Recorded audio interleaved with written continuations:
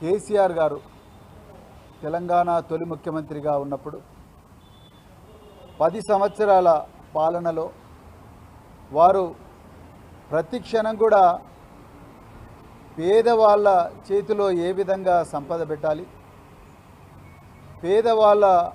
వాళ్ళ కాళ్ళ మీదనే వాళ్ళు ఏ విధంగా నిలబడేటట్టు చేయాలి, అదేవిధంగా వాళ్ళకి ఎన్ని రకాల ఉపాధి అవకాశాలు కల్పించాలి, వీటి మీదనే వారు నిరంతరం ఆలోచించింది.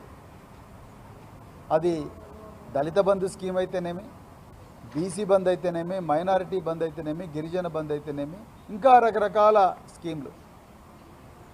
ఈ స్కీమ్ల ద్వారా పేదోళ్ళ చేతికి సంపద రావాలి, వాళ్ళు ధనవంతులు కావాలని కేసీఆర్ గారు అనుకున్నారు.